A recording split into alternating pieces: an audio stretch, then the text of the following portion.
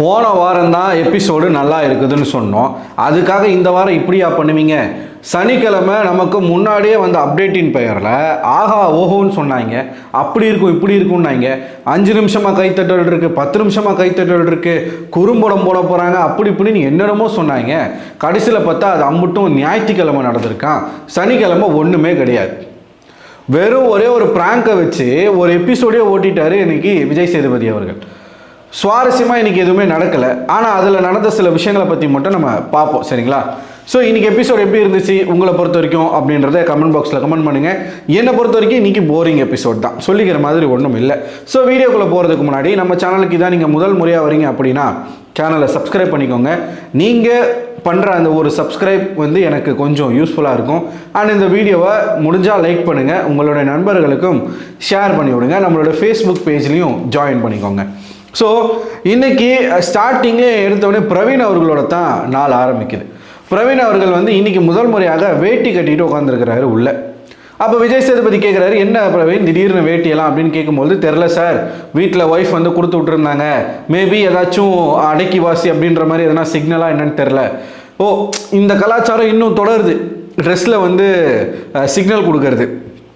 Season 6 Azeem அவர்களுக்கு costume மூலமாக தான் அந்த வாரம் எப்படி இருக்கணும், என்ன பண்ணணும் அப்படிங்கிறதுலாம் சிக்னலாக கொடுக்கப்பட்டது. அந்த மாதிரி பிரவீன் அவர்களுக்கும் சிக்னல் கொடுக்கப்பட்டிருக்கு, நீ ரொம்ப வீக்காக போய்கிட்டு இருக்க, கொஞ்சம் அடக்கி வாசி அப்படின்ற மாதிரி. அதை ஓப்பனாக அவர் வேறு சொல்கிறாரு. உடனே விஜய் சேதுபதி அவர்கள் வந்து லைட்டாக கலாய்க்கிறாரு. நம்ம என்னென்னமோ பிளான் பண்ணுறோம், அவங்க பாருங்கள் என்னென்னமோ பிளான் பண்ணுறாங்கன்னு சொல்லிட்டு ஒரு பக்கம் அவர் வந்து கலாய்க்கிறாரு. ஸோ அப்படி தான் ஆரம்பிக்கப்படுது.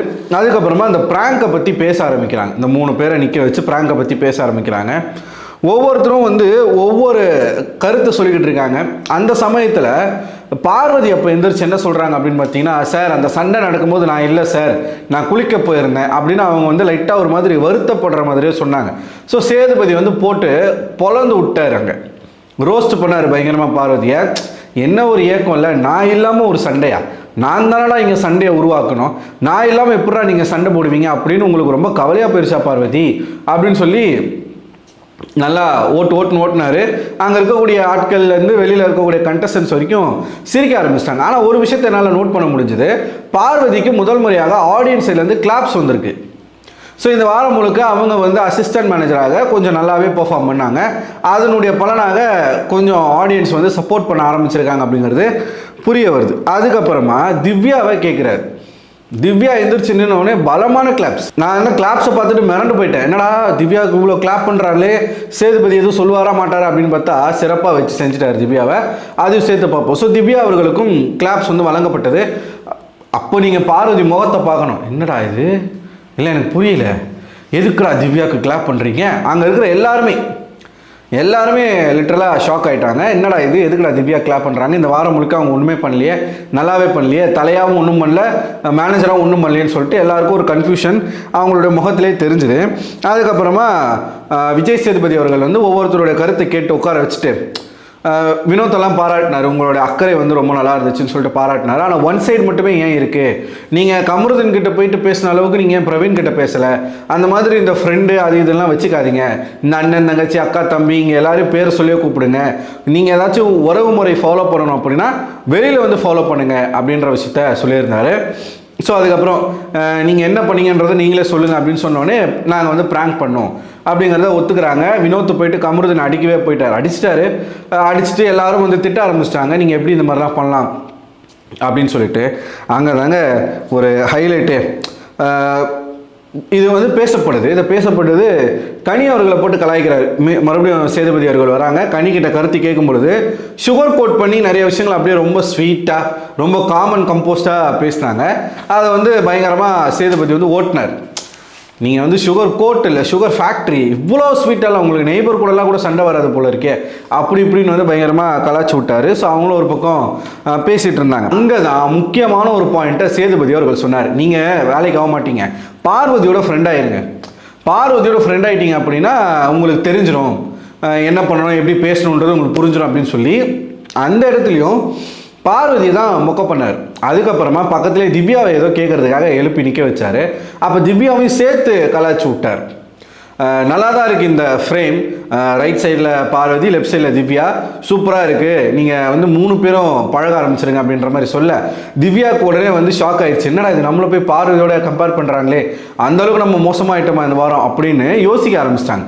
அவங்க வேற ஒரு உலகத்துக்கே போயிட்டாங்க. என்னடா இது நம்ம நினச்சது ஒன்று ஆனால் நடக்கிறது ஒன்று. அவங்க என்ன நினச்சிட்டாங்கன்னா இன்றைக்கி நமக்கு வாய்ப்பு கிடைக்கும், நம்ம எல்லாரும் எக்ஸ்போஸ் பண்ணலாம் அப்படின்னு நினச்சிட்டாங்க. அவங்களுக்கு ரோஸ்ட் கிடைக்கும்னு அவங்க நினைக்கவே இல்லை.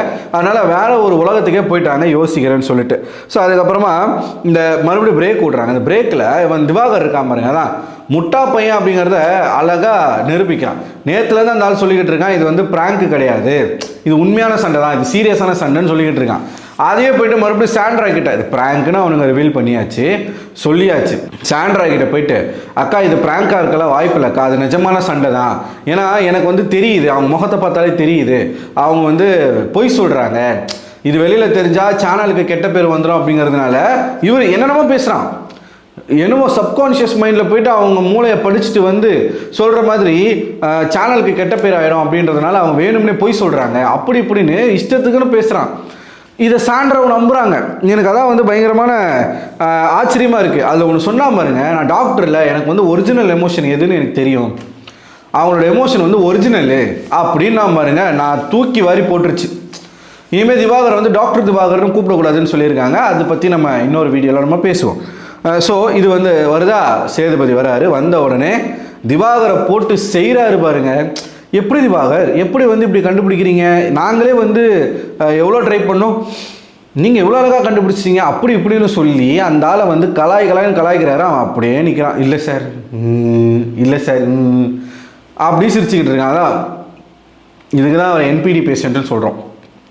ஓகேவா, நான் சொல்கிறது தான் கரெக்டு, எனக்கு மட்டும்தான் எல்லாமே தெரியும், நான் என்ன பேசுகிறேனோ அதான் உண்மை அப்படின்னு நம்பக்கூடிய ஒரு பர்சன் அவர். ஓகேவா, சாண்ட்ரா நம்பிட்டாங்களா. அதுக்கப்புறமா வைல்ட் கார்டு கண்டஸ்டன்ஸை ஒன்றா உட்கார வச்சு இவங்களோட ஆட்டம் எப்படி இருந்துச்சு அப்படின்னு சொல்லி ஒவ்வொருத்தர்கிட்டையும் கேட்குறாரு. எல்லாரும் அவங்களுக்கு என்னென்ன வன்மங்கள் மனசுக்குள்ளே இருக்கோ எல்லாத்தையும் போட்டு கொட்டுன்னு கொட்டுறாங்க. அப்போ தான் துஷாரை வந்து அசிங்கப்படுத்தினாப்புல.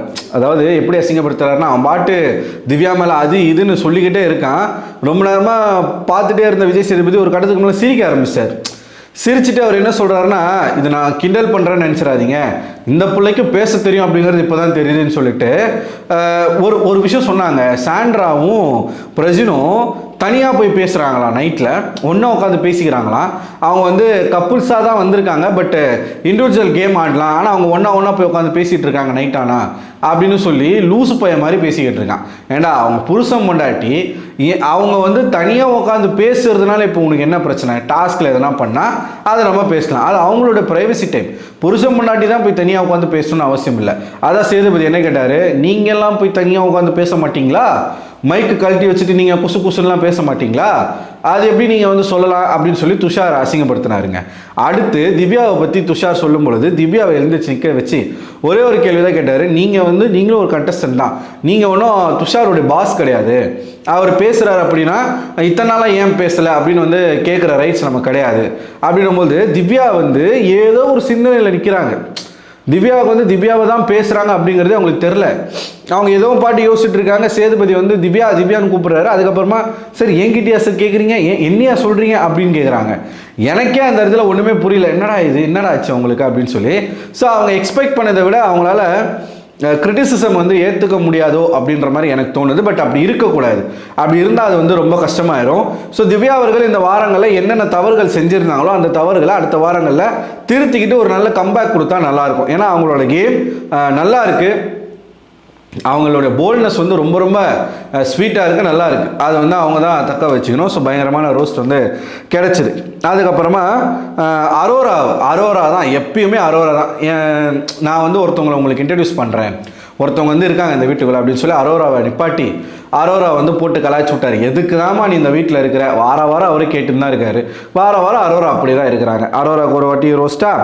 அதுக்கப்புறமா கமருதனையும் பங்குக்கு போட்டு ரோஸ்ட் பண்ணி விட்டாரு. கொஞ்சம் சுவாரஸ்யமாக பேசுங்க, அவன் ரொம்ப இழுக்கிறான், ரொம்ப இழுவையாக இருக்குது பேச்சு, சுவாரஸ்யமாக பேசுங்க, உங்களுக்கு வந்து நெருக்கமாக பேசி பழகி போச்சுன்னு நினைக்கிறேன், நீங்கள் பேசுகிறது இப்படி இருக்குது, பக்கத்தில் உட்காந்து பேசுகிற மாதிரி பேசுகிறீங்க, அப்படி பேசாதீங்க அப்படின்னு சொல்லவும் ஃப்ரேம் வந்து கமருதீன், அரோரா, பார்வதி 3 பேருக்கு வந்து ஃப்ரேம் வந்து காட்டுது. இதில் கடைசியில் ஒரு சம்பவம் நடக்கும். துஷார் எவிக்ட் ஆகிறாரு, துஷார் வந்து வெளில போயிட்டார். கடைசியில் ஒரு சம்பவம் நடக்கும். பார்வதி போய் கேமரா முன்னாடி நின்று அழுதுகிட்டு இருப்பாங்க.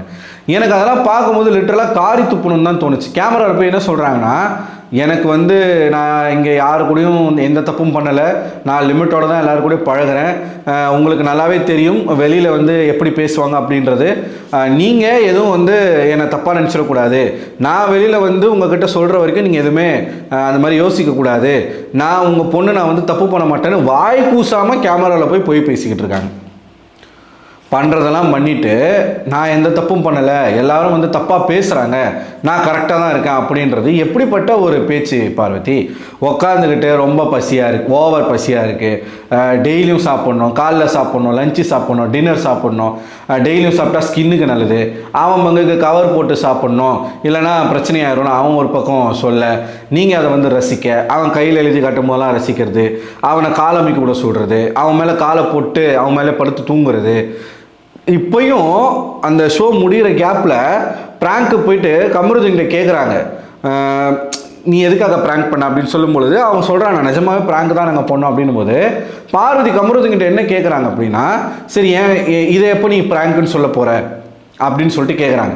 எதை கேட்குறாங்க தெரியுமா? அவங்க 2 பேருக்கு நடுவில் இருக்கக்கூடிய அந்த ஒரு சீக்ரெட் ரிலேஷன்ஷிப்பு, அதை எப்படி நீ ப்ராங்க்குன்னு சொல்ல போகிற? அவனும் வந்து நம்மளை கேட்குறியா, ஏச்சி லூஸே, நான் அதெல்லாம் சீரியஸ் தாண்டி, ஏண்டி அவர் சீரியஸ் தாண்டி, ஏண்டி நீ இப்படி வந்து யோசிக்கிற, ஏண்டி இப்படி வந்து நினைக்கிற அப்படின்னு சொல்லி கன்னத்தில் லைட்டாக ஒரு டிச்சு பண்ணுறாப்புல, அதான் லைட்டாக தட்டுறா இருப்பார். ஸோ அதுக்கப்புறம் தான் போய் கேமராவில் பேசுகிறாங்க. இவ்வளோத்தையும் பண்ணிவிட்டு கேமராவில் போயிட்டு நீங்கள் பேசுகிறீங்க அப்படின்னா உங்களை சொல்லி தப்பு இல்லை, நீங்கள் எப்படின்றது உங்கள் அம்மாவுக்கே தெரியும், தெரியாமலாம் இருக்காது. ஏன்னா பிக் பாஸ் ஸ்கூலில் மட்டும்தான் உங்களை பார்க்குறாங்களா? இல்லையே, உங்களோட யூடியூப் சேனலில் உங்கள் அம்மாவே உட்கார வச்சுட்டு நீங்கள் என்னென்ன கேள்விகள் ஒரு தாய்கிட்ட கேட்கக்கூடாதோ அத்தனை கேள்விகளும் நீங்கள் அவங்கக்கிட்ட அவங்க முன்னாடியே உட்கார வச்சு பேசியிருக்கீங்க. பல விஷயங்களை நீங்கள் வந்து பேசியிருக்கீங்க. அப்போல்லாம் தப்பாக நினைக்க வேண்டிய ஒரு தாய் நினைக்காம இப்போ இதுக்கு தான் தப்பாக நினைக்க போகிறாங்களா? ஆப்வியஸாக நினைக்க மாட்டாங்க. எப்பயுமே காக்கைக்கு தன் குஞ்சு பொன் குஞ்சு தான். அதனால் கேமரா முன்னாடி போய் நீங்கள் வந்து இது உங்கள் அம்மாவுக்கு நீங்கள் ரிஜிஸ்டர் பண்ணல, வெளியில் இருக்கிற மக்கள்கிட்ட ஒரு ஆக்டிங்கை போடுறதுக்காக நீங்கள் ரிஜிஸ்டர் பண்ணுறீங்க. அது எப்படிங்க? தப்பு பண்ணிவிட்டு நான் வந்து லிமிட்டோடு தான் பழகிறேன், எனக்கு நான் வந்து நான் எந்த தப்பும் பண்ணலை, ஒரு பையனை வந்து கேரக்டர் அசாசினேஷன் பண்ணுறது, ஃபால்ஸ் அலிகேஷன் வச்சு அவனுடைய லைஃபையே முடிக்க பார்த்தது, அப்போ அதெல்லாம் என்ன? அப்போ வந்து அம்புட்டும் நடிப்பு இல்லையா குமார்? ஸோ இதோட வந்து எபிசோடு வந்து முடியுதுங்க. எனக்கு இன்றைக்கி எபிசோடில் பெருசாக வந்து இன்ட்ரெஸ்டிங்காக எதுவும் இல்லை. ஆனால் கடைசியில் அந்த பார்வதி பேசுறது மட்டும் என்னால் அக்செப்ட் பண்ணிக்க முடியலை. அது வந்து பொய். நீங்கள் என்ன நினைக்கிறீங்க? பார்வதியோடைய பேச்சாக இருக்கட்டும், மற்ற விஷயங்கள், எபிசோடு எப்படி இருந்துச்சு? நல்லா இருந்துச்சா? சேதுபதி ஹோஸ்டிங் எப்படி இருந்துச்சு? ஒரு ப்ராங்கை வச்சு ஒரு எபிசோடே ஓட்டிட்டாங்க. அதை பற்றிலாம் உங்களோட கருத்து என்னன்றதை கமெண்ட் பாக்ஸில் கமெண்ட் பண்ணுங்கள். அடுத்த ஒரு வீடியோவில் உங்களை சந்திக்கிறேன். அதுவரை உங்களிடம் விடைபெறுவது நான் அரவிந்தன்.